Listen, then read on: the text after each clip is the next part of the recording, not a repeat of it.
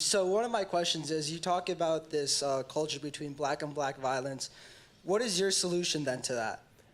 Don't commit crimes. I mean, I feel like there's a bigger issue. I mean, my broader solution really is that these communities require more police, not less. There's a woman named Jane Levy who writes for the LA Times. She's actually on the left, and she wrote an entire book about how a lot of the disparities in crime, particularly in black communities, were due to racism, but not in the way that we think of racism, like white cops going in and beating people up in black neighborhoods, but because white people basically said to black neighborhoods, take care of yourself.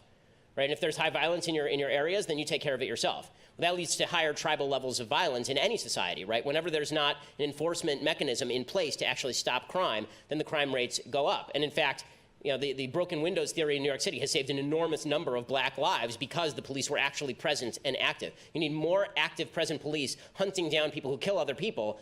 That's part of the problem. Part of the problem is that you actually need fathers who stick around. This is true in white communities and black communities. One of the great tragedies of the last 4 decades in the United States is that the single motherhood rate has risen not just in the black community from 20% in 1960 to over 70% now, but in 5% in the white community to over 40% now. That's a huge jump in both communities. Young men particularly do need a male influence there to curb them. As a man who was once young, I can attest to this.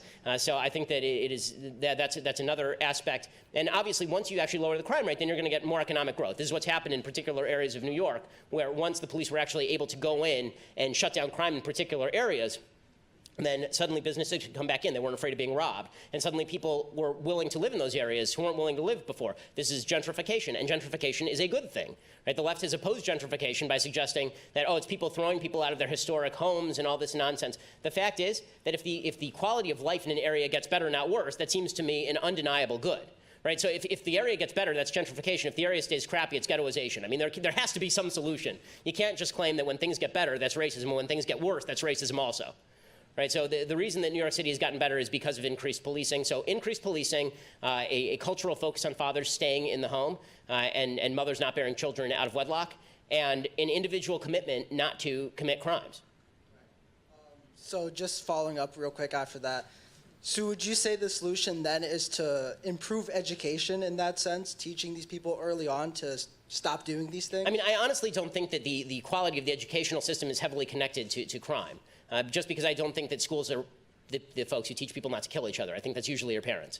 So I think that the quality of schools is more a reflection of the poverty of neighborhoods than it is the cause of crime rates in neighborhoods. I think it's more of an effect than a cause, in other words.